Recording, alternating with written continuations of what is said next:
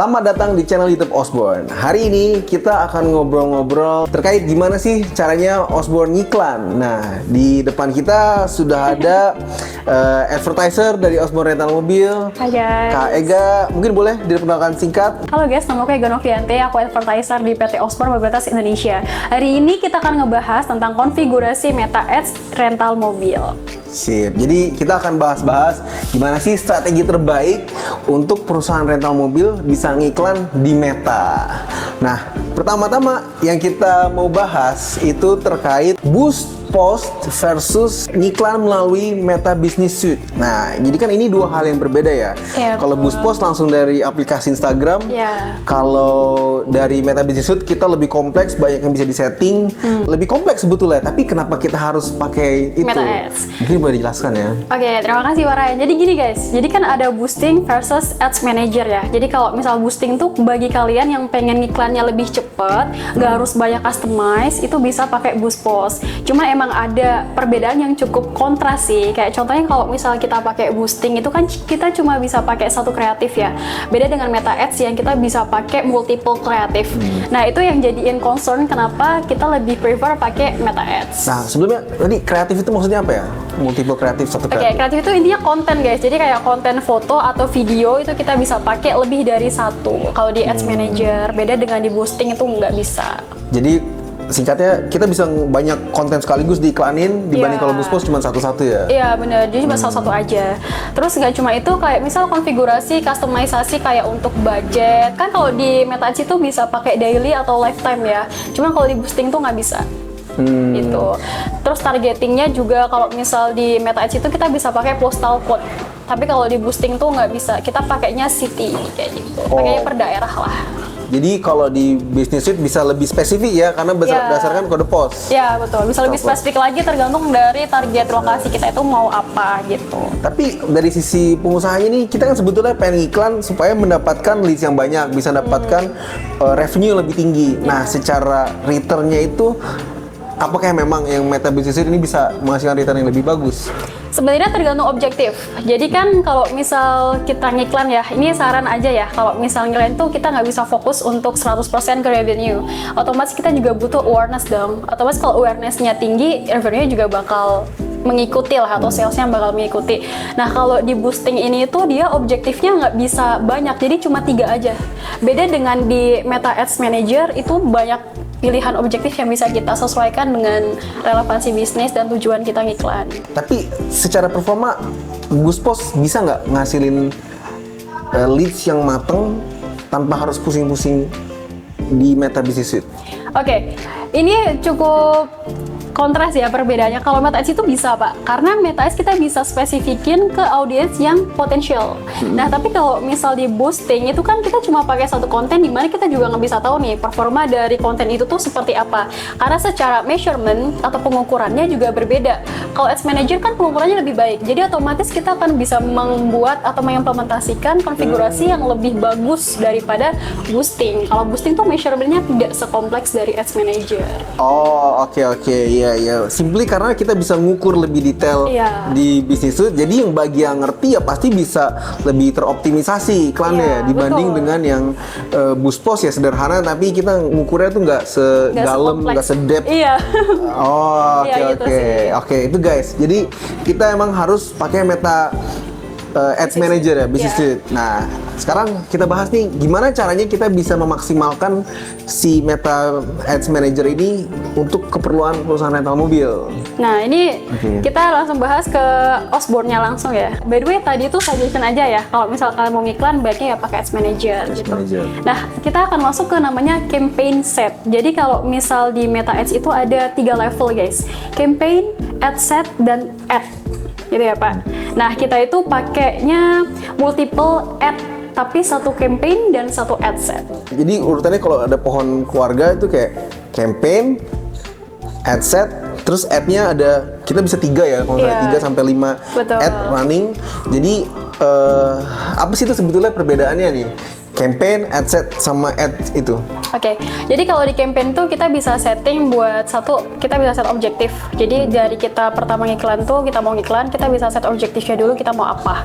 Nah, terus yang kedua itu kita bisa set buat daily budget atau lifetime budget. Di mana kalau daily budget itu kalian bisa set always on iklannya.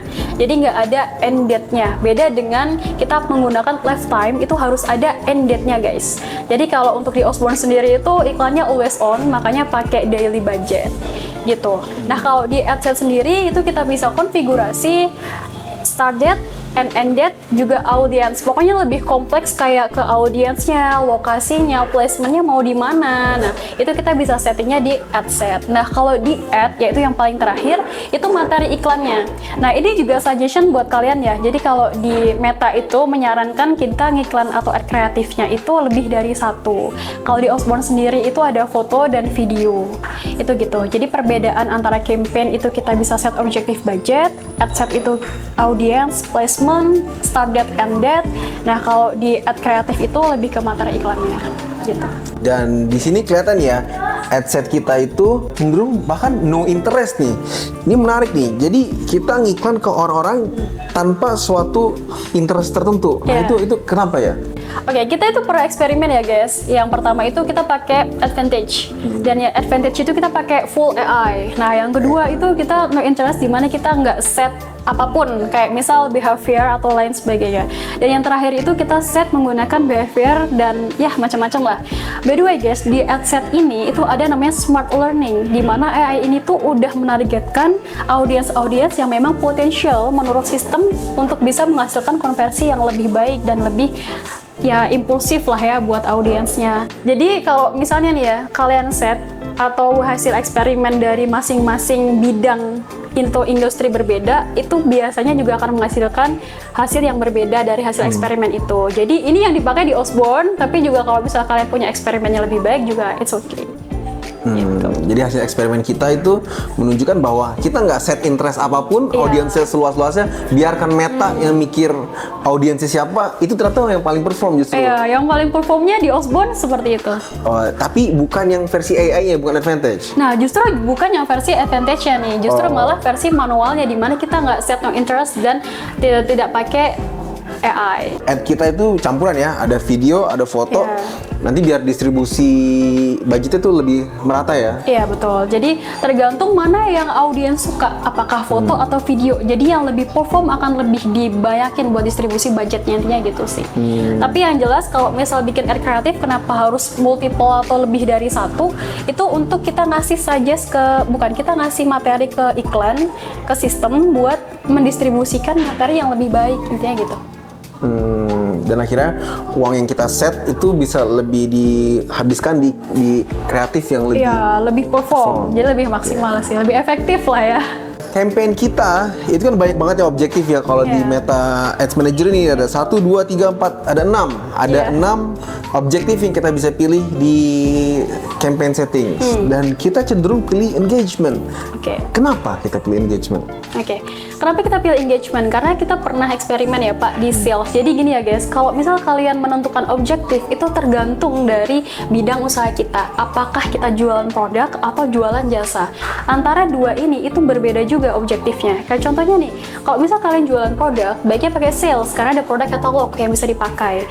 Nah, kalau misalnya kalian pengen di engagement pun, kita tuh bisa ada konversi yang potensial juga loh. Bisa mendapatkan audiens yang lebih impulsif. Karena apa? Di engagement itu kita juga bisa mendapatkan engagement, yaitu like, share, komen gitu lah. Intinya keterlibatan audiens sama profile kita, sama Instagram kita. Juga kita bisa dapat followers.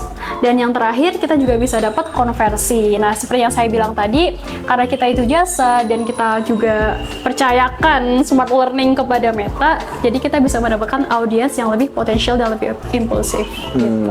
Dengan objektif engagement tersebut. Iya. Dan ini juga nggak sih, karena kita itu booking semua melalui WhatsApp ya, jadi larinya langsung semua ke WhatsApp ya, CTA kita kan? Iya, betul. Destinasi kita semuanya ke WhatsApp. Nanti kita akan bahas ke itu. Itu ada. Tapi itulah terbukti ya guys, hasil eksperimen ini bahwa ternyata engagement itu campaign objektif yang paling oke di Osborne sebagai perusahaan rental mobil.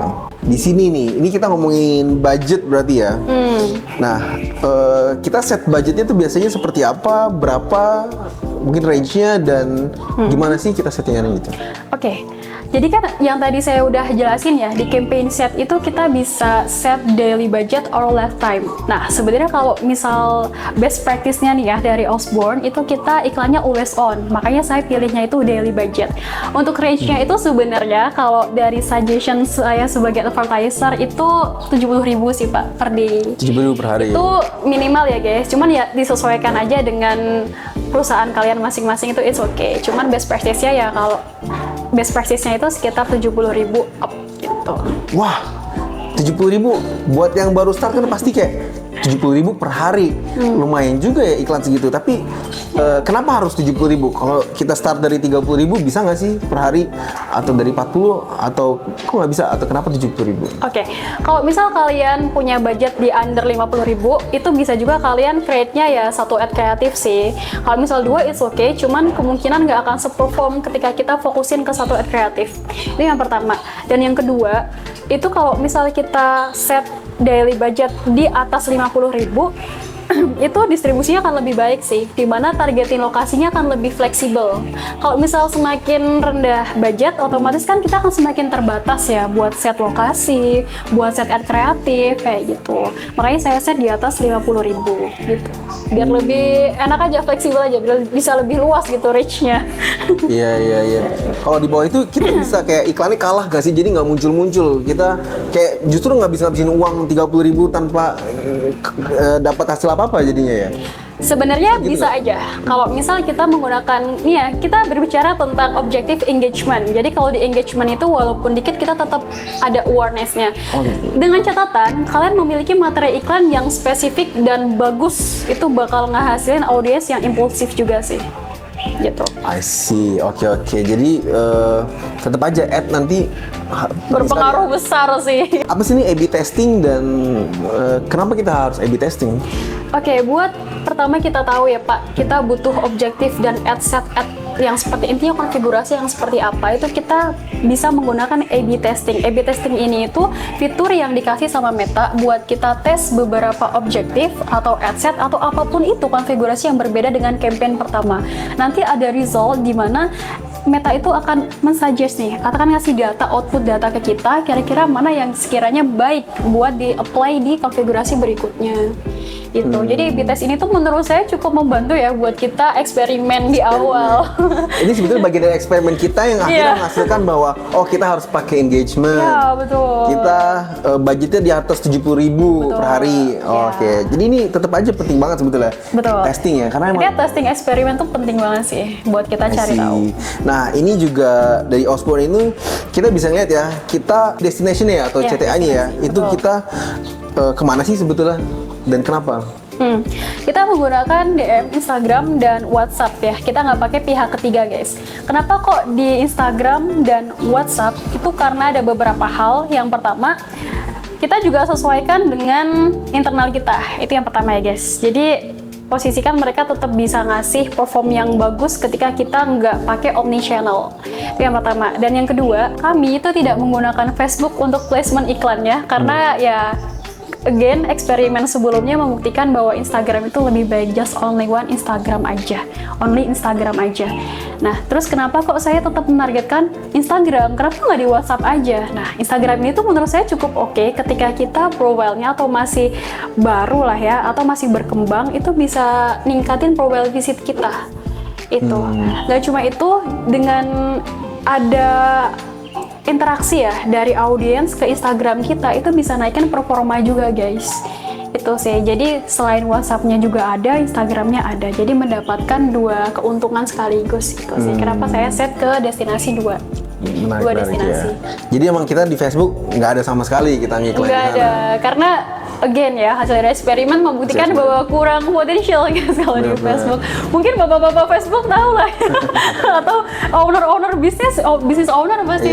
Dari sudut pandang saya juga biasanya emang pengguna Facebook itu dengan pengguna Instagram berbeda ya.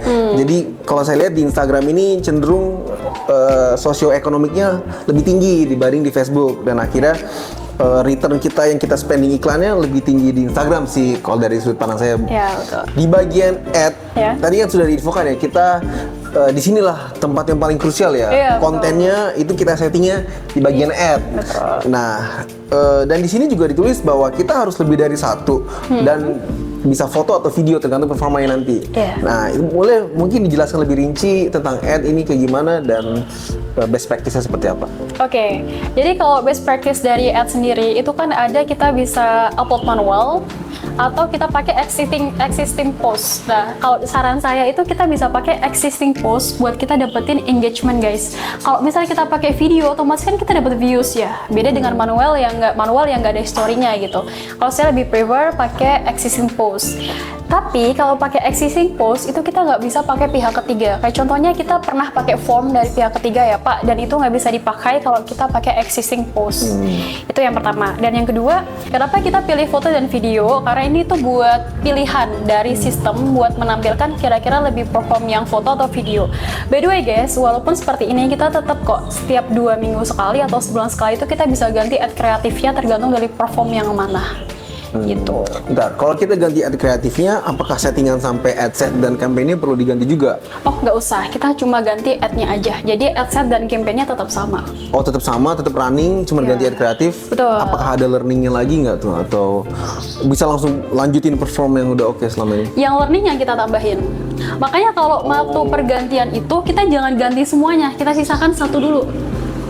Sisain satu ya, disisain yang paling perform? Iya, desain yang paling perform aja, nanti yang nggak perform kita ganti. Oke, bagusnya tuh berapa jumlah ads yang bisa kita taruh sih di satu campaign itu? Oke, kalau ad ya, kalau misal di atas 70.000 sih kita bisa pakai 2 atau 3. Tapi kalau misalkan bisa di 150 ke atas, itu bisa lebih dari 3 sih. Karena again ya guys, distribusi budget di ad itu kita juga harus pikirin di mana kita juga nggak boleh kayak terlalu kecil untuk mendistribusikan materi iklannya gitu. Oke. Jadi dengan ads yang bagus, budget yang tinggi, itu kita bisa banyak nyebar kemana-mana, distribusinya bagus ya? Pasti, bisa multiple lokasi juga. Apa sih ads yang bagus itu seperti apa? Ad ya. Ad yang konten bagus. Yang berarti kan kontennya. Iya, betul. Yang bagus itu seperti apa sih buat rental mobil lah? Oke, kalau buat rental mobil sendiri itu ada beberapa hal ya guys. Aku per poin aja ya. Yang pertama itu harus kita ngasih tahu headline jelas sewa mobil gitulah ya. Terus yang kedua, menurut saya mending banyakin visual. Makanya that's why saya lebih prefer buat bagusin video. Karena video itu kan visual yang dilihat orang, dimana audiens tuh lebih condong suka atau mendominasi melihat video gitu, dominan melihat video daripada gambar atau tulisan yang banyak.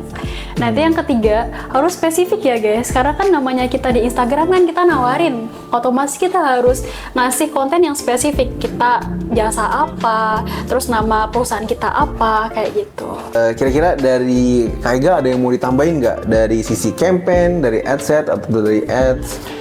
Oke, poin yang paling penting adalah ya guys, kalau misal kalian sebagai seorang advertiser, itu posisikan akun yang kalian pegang itu kayak baby kalian. Aku selalu bilang, ini tuh babynya, aku babysitternya. Karena setiap dari akun yang kita pegang, udah beda bisnis, beda akun, itu udah beda konfigurasi. Jadi jangan FOMO ya, kayak misal dapat konfigurasi A langsung apply, itu menurut saya kurang worth it sih. Itu sih Pak. Iya, jadi emang harus sesuai dengan industrinya, sesuai dengan, bisa jadi sama industri tapi ternyata akunnya beda, itu beda lagi konfigurasinya. Beda lagi konfigurasinya. Oke, jadi begitulah guys ya, kurang lebih cara Osborne iklan di Meta dan best practice-nya seperti apa dari kita memilih untuk di Meta Ads Manager maupun bagaimana settingan campaign, ad set dan ad yang optimal seperti apa yang lumayan yang sangat mengkonversi sebetulnya ya di Osborne. Kita bisa mendapatkan leads yang berkualitas sampai tim CS kita seringkali kewalahan membalas customer yang ingin sewa mobil. Sip, terima kasih sudah menonton video ini. Jangan lupa untuk subscribe, like, dan komen. Kalau ada pertanyaan nanti akan langsung dijawab oleh Kaiga. Oke, siap. Thank you guys. See you.